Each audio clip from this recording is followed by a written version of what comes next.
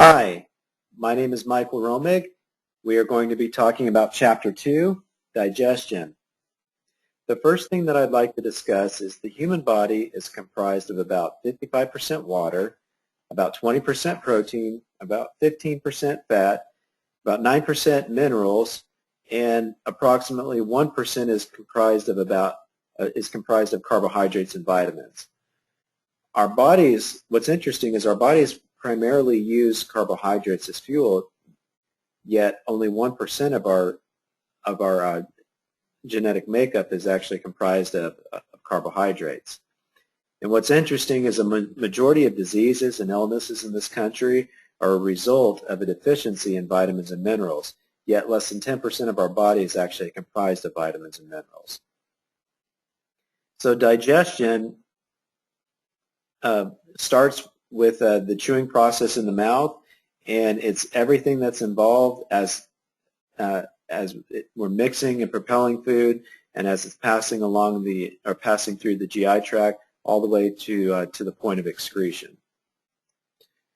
So the human body is a sophisticated food processor, and our digestive system specifically is a very sophisticated mechanical and chemical process. But it's broken down into two phases. You have the mechanical phase and the chemical phase. The mechanical phase is everything from chewing and swallowing to the muscular activity in the walls of the digestive tract. And the chemical phase, really, it starts with the saliva and the gastric and hydrochloric acids, and basically all the osmotic reactions that take place and that act as catalysts.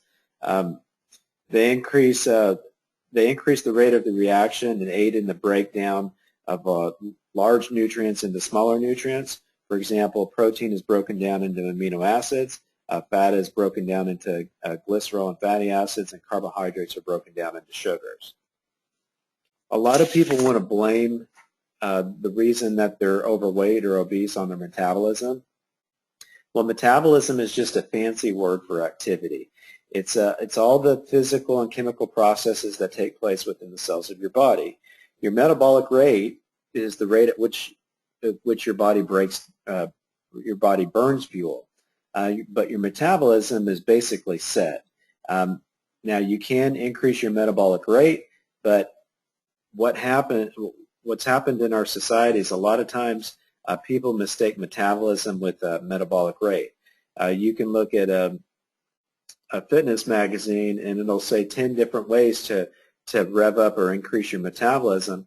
What they're actually referring to is your metabolic rate. And I like to use this example of a Model T and a Formula One race car, because your metabolism is a lot like miles per gallon. If you look at the Model T here on the left, the Model T back in the day could get anywhere between 30 upwards of 45, 50 miles per gallon. Well, this Formula One race car only gets about 2 to 3 miles per gallon. Well, if you were to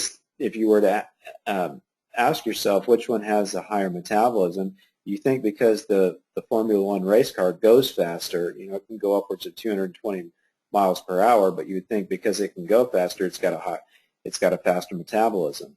Well, like I said, metabolism is a lot like miles per gallon, and based on this example, the Model T actually has a higher metabolism because it can get 30 upwards of 50 miles per gallon, whereas the Formula One race car can only get 2 to 3 miles per gallon.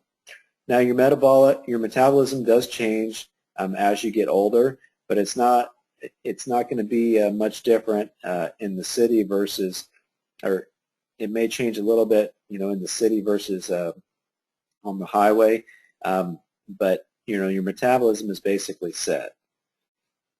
Now, there are several ways you can actually speed up your metabolic rate. The first one is to eat high-quality foods. The second one is to increase the frequency of your meals, and the third one is to drink more water.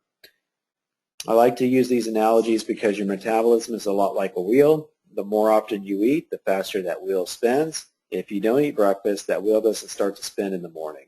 But if you do eat breakfast, that will start to spin a little bit, and then if you have at least 5 to 7 high-quality meals throughout the day, you're going to increase your metabolic rate.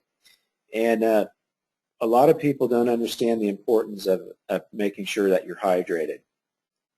You know, a good majority of Americans in this country are chronically dehydrated and they don't even know it. And imagine you're just shoving food down the garbage disposal without turning it on. Well, if you continue to do that, you know, you're not going to be able to flush the food through the pipes, but when you turn the water on, you're able to do that effectively. And, you know, increasing your water intake does have a similar effect. Water affects all 101 systems in the human body, and the more water you can drink, the more consistently you can drink water throughout the day, the more likely you are to